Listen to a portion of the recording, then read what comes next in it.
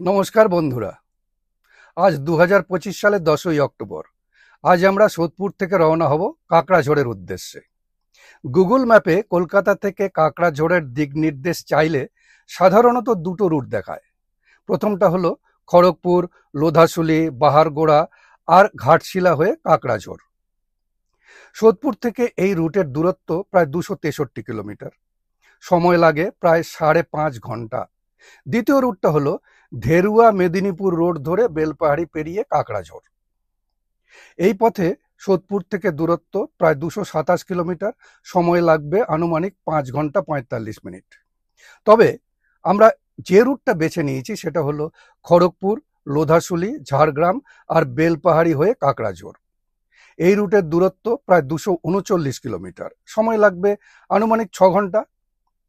আমরা এই রুটটাই বেছে নিয়েছি কারণ এই পথে চলতে চলতে প্রকৃতির আসল সৌন্দর্য উপভোগ করা যায়। গেউখালি ভ্রমণের মতো এবারও আমাদের সারথি থাকছেন আমার শ্যালক সুজিত।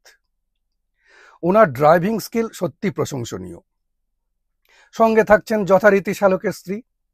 আর এই ট্রিপে নতুন মুখ হিসেবে আছে চাকরি সূত্রে জার্মান নিবাসী সুজিতের ছেলে নীলাভ। চলুন এবার আমাদের গন্তব্যের পথে যাত্রা শুরু করা যাক। সুজিত একটু পেছনের দিকে তাকাও। হ্যাঁ, গুড। ম্যাডাম,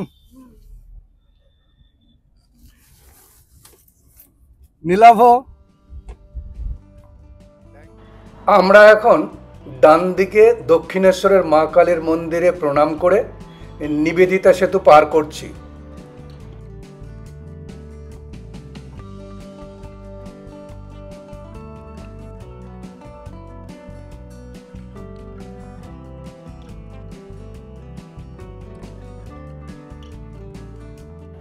চলে এসেছি নিবেদিতা সেতু টোল প্লাজায়।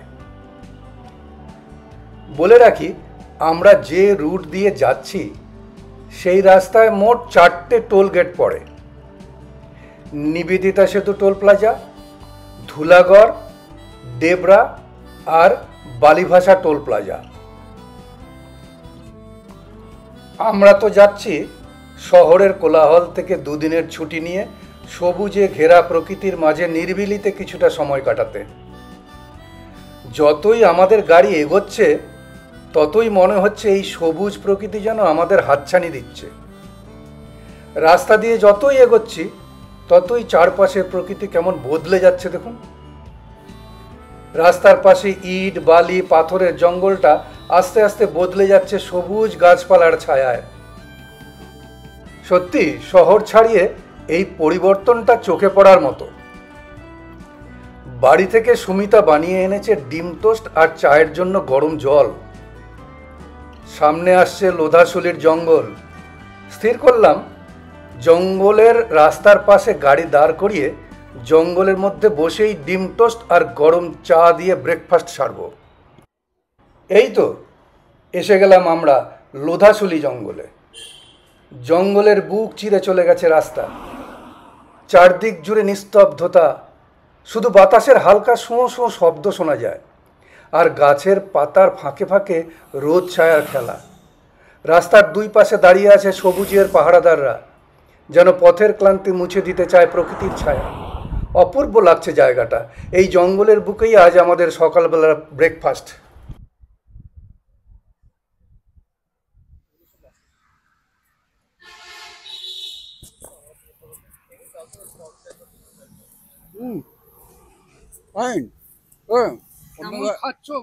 অন্য ধরনের অভিজ্ঞতা, অসাধারণ অভিজ্ঞতা। গাছের তলায় জীবনেই প্রথম। লং ড্রাইভ মানে কিন্তু শুধু গাড়ি চালানো নয়, আসল মজা হলো হঠাৎ কোথাও থেমে যাওয়া। নীলাভ, বলো কেমন খাচ্ছ? এক কথায় দারুণ। মার হাতের রান্না তো ফার্স্ট ক্লাস, তো কোনো কথা হবে না। বস, ভেরি গুড। এক কথায় বলতে গেলে দারুণ হয়েছে, নিজেরটাই নিজেই বলছি। আর এত সুন্দর পরিবেশে যা করা যাবে সেটাই অনবদ্য, অসাধারণ।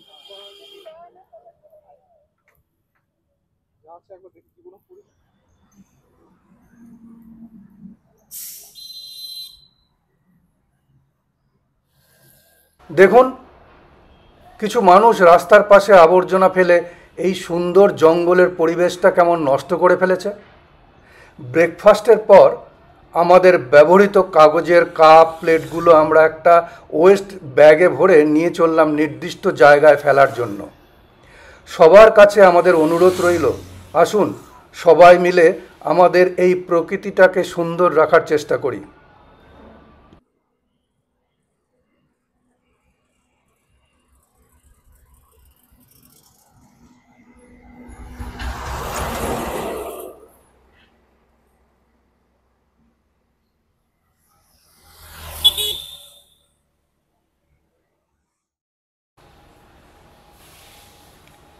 এখন রাস্তার দুপাশে যেমন দেখছেন সবুজ গাছের বাহার, আদিবাসীদের নিজের হাতে তৈরি মাটির সুন্দর সুন্দর বাড়ি, আর বাড়ির বাইরের দেওয়ালগুলো কত সুন্দর করে রং করা। সামনে যত দূর চোখ যায় সবুজ ধানের চাষে ভরা মাঠ, এসব দেখে বুঝতে পারছি আমরা গন্তব্যে পৌঁছে গেছি। আমরা বুক করেছিলাম ঝিনুক ক্যাম্প হোমস্টের 2টো রুম, আর এই তো চলে এলাম আমরা আমাদের ঝিনুক ক্যাম্প হোমস্টেতে।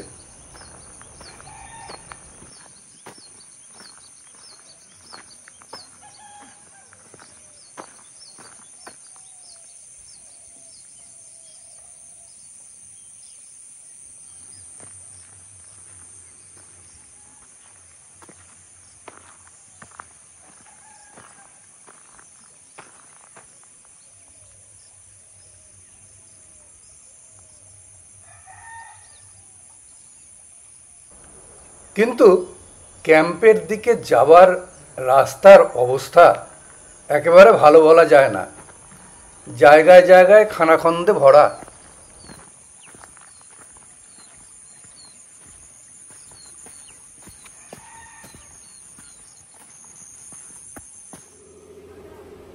হোমস্টের ভেতরের মাঠে দাঁড়িয়ে চারদিকে চোখ বুলালেই বোঝা যায় জায়গাটা কতটা বড় আর খোলামেলা।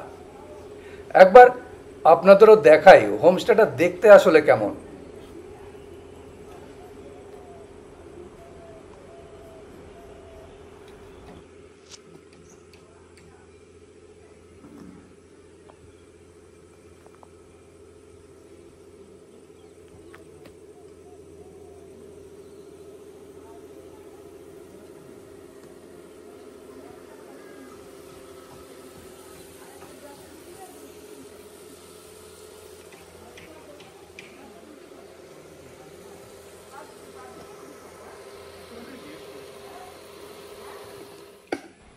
গেস্টদের থাকার জন্য এখানে বড় সড়ো 2টো টেন্ট আছে।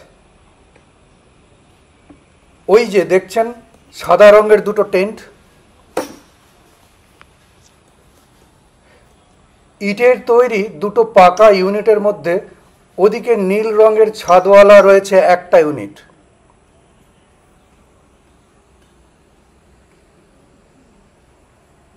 এটা কিচেন আর ডাইনিং এরিয়া, আর এদিকে কিচেন ও ডাইনিং এরিয়ার পাশে লাল রঙের ছাদওয়ালা বাড়িটা হলো অন্য আর একটা থাকার ব্যবস্থা। এই বাড়িটাতেই 4টে ঘরের মধ্যে আমরা নিয়েছিলাম 2টো ঘর।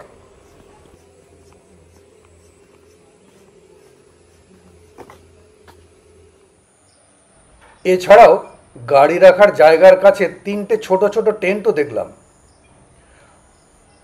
আমরা তো সমতলে থাকি, তাই পাশের ওই যে দেখছেন পাহাড়টা, ওই পাহাড়টা চোখে পড়তেই বেশ ভালো লাগে। আমাদের জন্য যে 2টো ঘর বরাদ্দ ছিল তার মধ্যে আমি যে ঘরটাতে ছিলাম সেই ঘরটার ভেতরটা একটু ঘুরিয়ে দেখাই আপনাদের।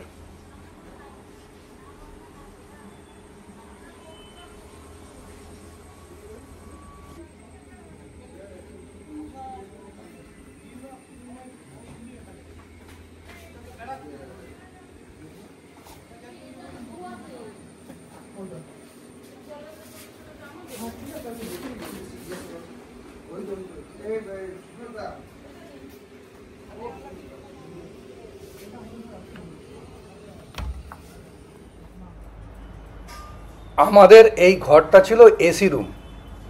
থাকা আর খাওয়া দুটো মিলিয়ে প্রতিজনের ভাড়া লেগেছিল ১,৬৫০ টাকা।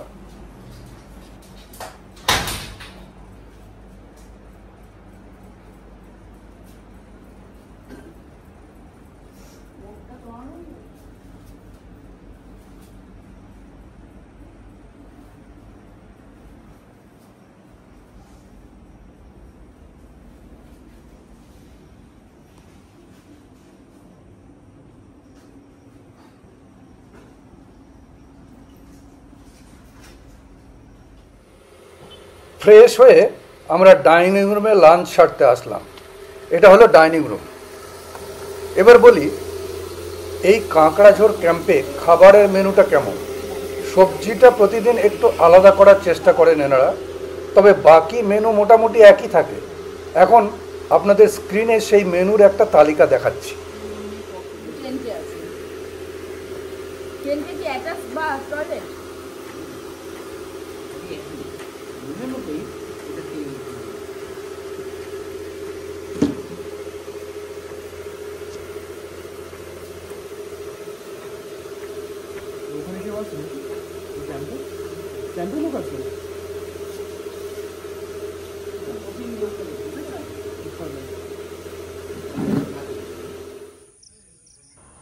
কোলাহল থেকে দূরে হোমস্টের এই মাচাটা সত্যি দারুণ লেগেছে আমার।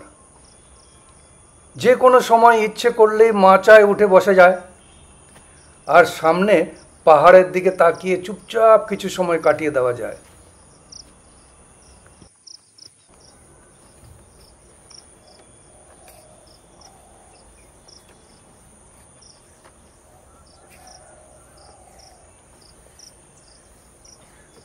সত্যি বলছি, এই শান্ত পরিবেশটাই কাঁকড়াঝোড়ের আসল সৌন্দর্য। হোমস্টের মাচাটা যেন এক টুকরো শান্তির আসন। মাচায় উঠে যখন পাহাড়ের দিকে তাকাই, মনে হয় সব থেমে গেছে। বাতাসে শুধু পাখির ডাক আর দূরের সবুজের গন্ধ। মনটা এক অদ্ভুত শান্তিতে ভরে যায়, যেন প্রকৃতি নিজের হাত বাড়িয়ে বলছে, এসো একটু বসো, কথা বলি।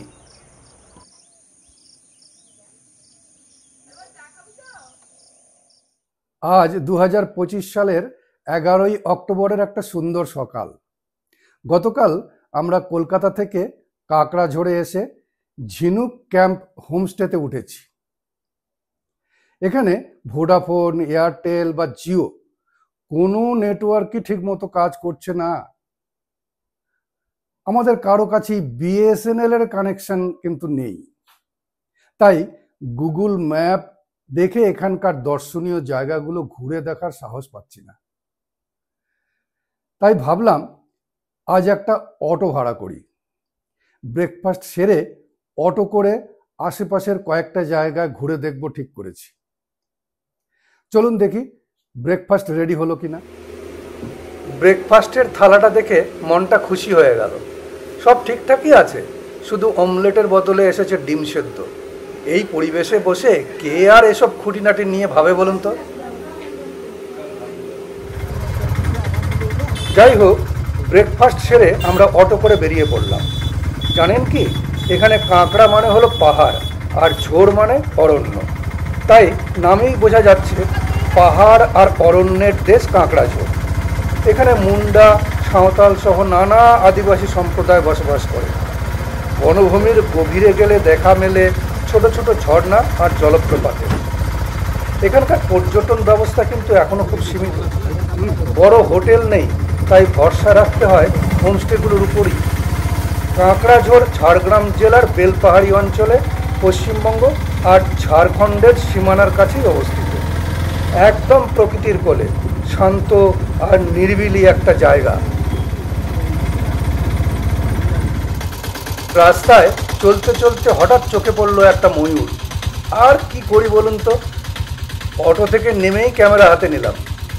দেখুন না কি অপূর্ব লাগছে ময়ূরটাকে। এমন দৃশ্য সত্যি ভাগ্য ভালো না থাকলে দেখা যায় না।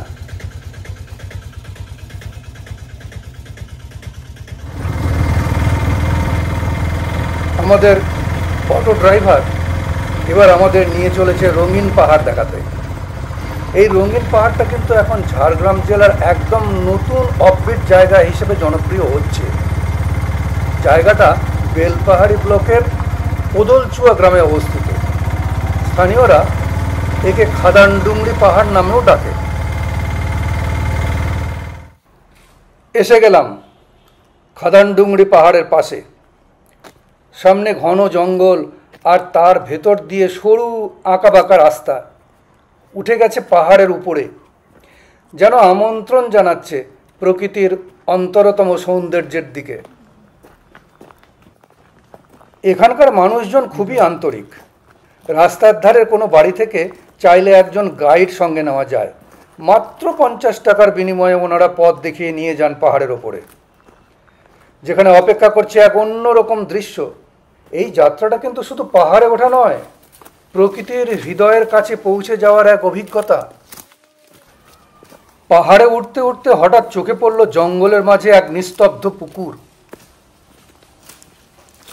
এতটা উঁচুতে এমন জলাশয় ভাবতেই অবাক লাগলো। কৌতূহল হলো, একটু কাছে গিয়ে দেখি। রাখালেরা গরু ছাগল চড়াচ্ছে, কেউ আবার পুকুরে এনে গরু ছাগলগুলোকে জল খাওয়াচ্ছে। চারপাশে পাহাড়, গাছের ছায়া আর সেই নিরিবিলির জলাধারের শান্ত দৃশ্য সত্যি যেন ছবির মতো সুন্দর। এমন মুহূর্তগুলো মনকে ছুঁয়ে যায়। শহরের ব্যস্ততার বাইরে এই প্রকৃতির কোলে পাওয়া এক নির্মল শান্তি।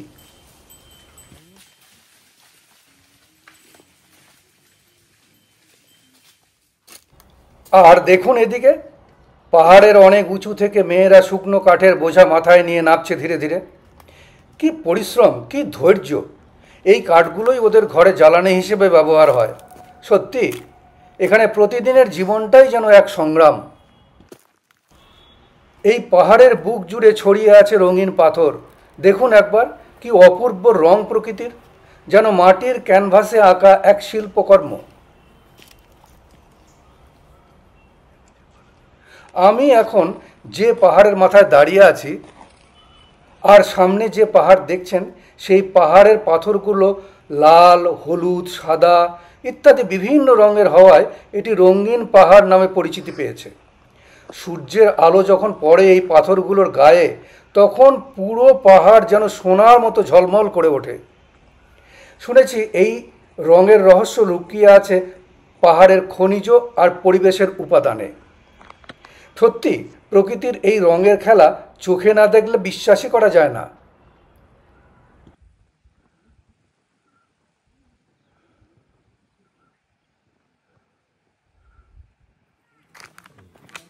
এরপর আমরা চলে এলাম ধাঙ্গিকুসুম ফলস দেখতে। কাঁকড়াঝোড় বেলপাহাড়ি ঘুরে দেখার জায়গাগুলোর মধ্যে অন্যতম এই ফলস।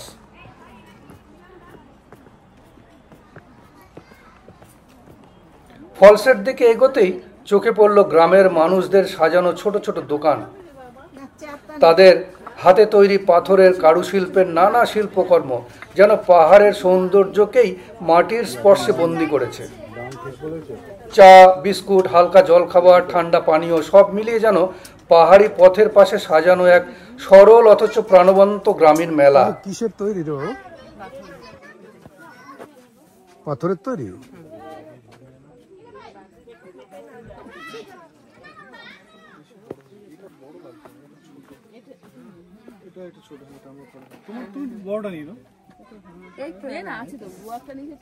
ওটার দাম কত?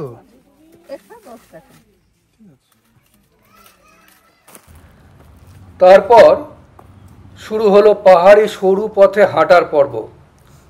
কখনো সমতল, কখনো বা চড়াই। এই পথে চলা মানেই প্রকৃতির কোলে নিজেকে হারিয়ে ফেলা। তবে যাদের হাঁটুর বা পায়ের সমস্যা আছে, তাদের জন্য এই পথটা কিছুটা কঠিন হতে পারে। তবুও প্রকৃতির টান দিয়ে বড়ই অদ্ভুত, সে ডাক কেউ এড়াতে পারে? চলো চলো চলো।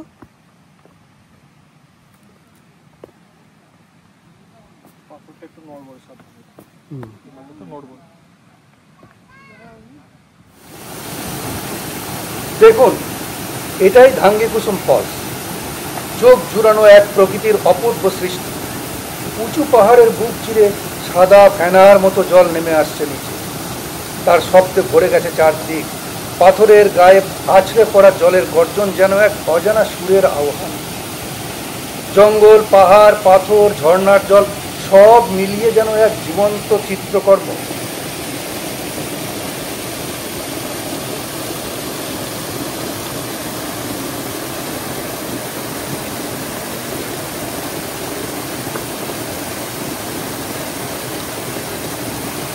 অনেকে বসে আছে পাথরের উপরে, কেউ বা জলে পা ডুবিয়ে গল্প করছে। সেই দৃশ্যের মধ্যে আছে এক শান্ত নির্ভেজাল আনন্দ। বর্ষাকালে এই ফলস আরো বেশি সুন্দর লাগে দেখতে।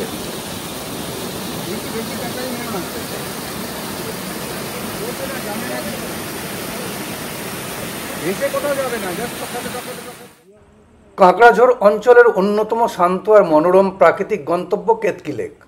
ধাঙ্গি কুসুম জলপ্রপাতের একদম কাছেই এই জায়গাটা। ফলসটা দেখার পর আমরা চলে এলাম লেকের পাশে, গাছের ছায়ায় ঘাসের ওপর বসে একটু নিরিবিলিতে সময় কাটাতে। দেখুন, লেকের ধারে ধান খেতে কি সুন্দর ধানের ফলন। ধানের পেটে চালটা এখনো পুরো পাকেনি, তবুও সেই সবুজ ঢেউ যেন চোখ জুড়িয়ে দিচ্ছে। কি সুন্দর লাগছে, তাই না?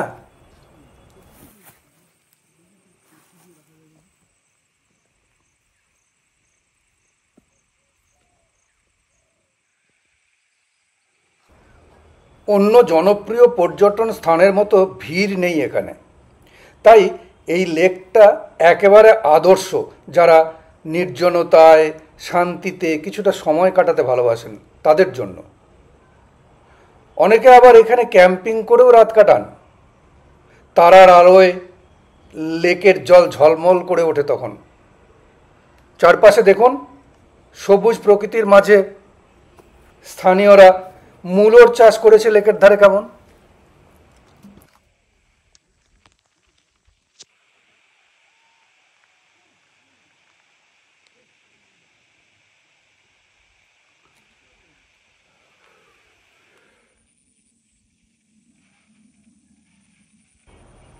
অনেকক্ষণ ধরে পাহাড়ি রাস্তায় ওঠানামা করে শরীরটা ক্লান্ত হয়ে পড়েছিল।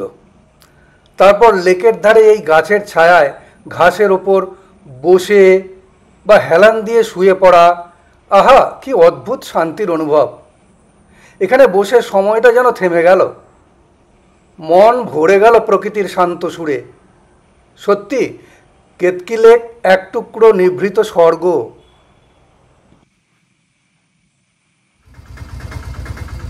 মহুয়া ফলের নাম আমরা অনেকেই জানি, ফলটা অনেকে দেখেওছি, কিন্তু মহুয়া গাছটা, সেটা দেখার সুযোগ কতজনের হয়েছে?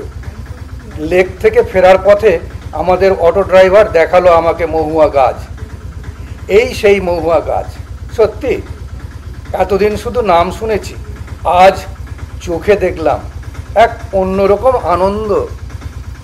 ব্রেকফাস্টের পর অটো করে বেরিয়েছিলাম ঠিকই আশেপাশের কয়েকটা জায়গা ঘুরে দেখার জন্য, কিন্তু স্বীকার করতেই হবে অটো নিয়ে ঘোরার সিদ্ধান্তটা একদম ঠিক ছিল না। কাকড়াঝোড় থেকে প্রতিটা স্পটের দূরত্ব অনেক বেশি, আর রাস্তাও বেশ খারাপ। 3টে স্পট ঘুরে দেখার পরই সবাই শরীর জুড়ে ব্যথা ফিল করতে শুরু করলো। আর সেই 3টে জায়গা ঘুরতে সময় পেরিয়ে হয়ে গেল প্রায় 2:30। ক্লান্ত শরীরে তখন সবারই খিদে পেয়ে গেল, তাই ফিরতে হলো হোমস্টেতে। ফিরে এলাম প্রায় 3:30-র সময়। যাই হোক, আমাদের অটো ড্রাইভারের নাম, তার ফোন নম্বর ওনার মুখে শুনে নিন, প্রয়োজনে আপনারাও যোগাযোগ করতে পারেন। সরি, তোমার নাম কি বলো? प्रेमचंद गोप। প্রেমচাঁদ गोप গোপ। মোবাইল নাম্বারটা বলো। 6200840176। আচ্ছা, এবার ঝাড়গ্রাম বা ঘাটশিলাতে কেউ যদি ট্রেনে করে আসে, সেখান থেকে এই কাকড়াঝোড়ে নিয়ে আসতে তুমি কত টাকা নেবে বলো? 600 টাকা দিই। 600 টাকা। হুম। আর যদি আসার পথে ওই কোনো কিছু সাইট সিং করতে চায়, তাহলে সেটাও তুমি দেখিয়ে দাও। দুটো সাইড দেখার জন্য আমরা বুরুডি ধারাগিরি 1200 টাকা নেওয়া হয়, আর যদি ঘাটশিলা সাইট সিন করেন তাহলে 1400 টাকা নেওয়া হয় সেটা ঘাটশিলা থেকে আসার সময়। আসার সময়। আর ঝাড়গ্রাম থেকে আসার সময় কোনো সাইট সিং নেই? না, সাইট সিন আছে, তো অটোর থেকে একটু মানে রাস্তাটা বেশি হচ্ছে। আচ্ছা, যাই হোক, তোমার সঙ্গে কন্ট্যাক্ট করলেই তুমি মোটামুটি রেটটা বলে দিতে পারো, হ্যাঁ, বলে দিতে পারি। এই তো? হ্যাঁ। তুমি নাম্বারটা, টেলিফোন নাম্বারটা আরেকবার বলো। 6200840176। ঠিক আছে, ঠিক আছে। আজ 12ই অক্টোবর। সবুজ প্রকৃতির মাঝে কিছুটা সময় কাটিয়ে আজ আমাদের কলকাতা ফেরার পালা। সকালে ব্রেকফাস্ট সেরে আমরা স্থির করেছি আজকে ঘাটশিলা হয়ে কলকাতা ফিরব। ব্রেকফাস্ট সেরে আমরা রওনা দিলাম কলকাতার পথে ঘাটশিলা হয়ে। যারা কাকড়াঝোড়ে গাড়ি করে আসতে চান না, তারা ট্রেনে ঘাটশিলা বা ঝাড়গ্রাম পর্যন্ত এসে সেখান থেকে 4 চাকা গাড়ি বা অটো ভাড়া করে সহজেই পৌঁছে যেতে পারেন কাকড়াঝোড়ে। আগে থেকেই যদি হোমস্টে বুক করা থাকে, তাহলে হোমস্টের সঙ্গে যোগাযোগ করলেই ওনারা ঘাটশিলা বা ঝাড়গ্রাম স্টেশন থেকে গাড়ি পাঠিয়ে দেন অতিথিদের জন্য। আমরা যে অটোটা ভাড়া করে কাকড়াঝোড়ের আশেপাশের জায়গাগুলো ঘুরেছিলাম, সেই অটোও চাইলে আপনারা নিতে পারেন। ওখানকার ড্রাইভাররা খুবই ভদ্র আর সাহায্যপ্রবণ।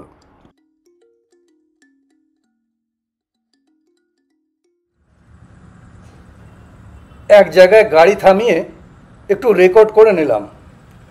দেখুন, সামনের পাহাড়ের রেঞ্জটা কত সুন্দর লাগছে। প্রকৃতির এই রং, এই শান্তি ফেরার পথেও যেন মনটাকে ভরে দিল।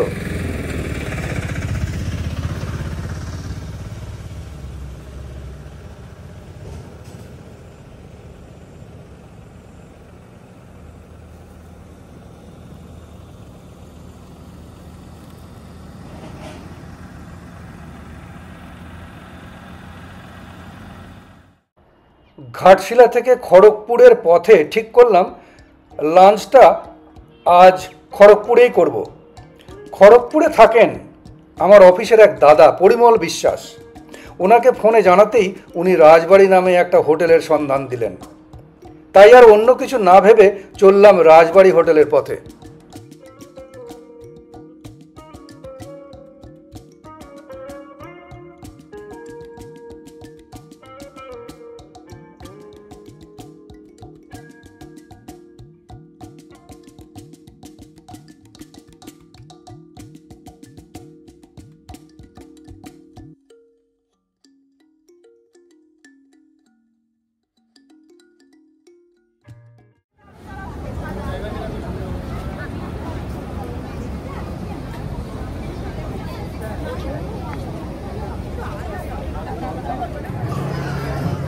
হোটেলের ভেতরের পরিবেশটা একবার দেখুন, খুবই পরিপাটি। আমরা যা অর্ডার করেছিলাম তা স্ক্রিনে লিখে দিলাম। এই খাবারের মোট খরচ পড়েছিল প্রায় 3500 টাকা।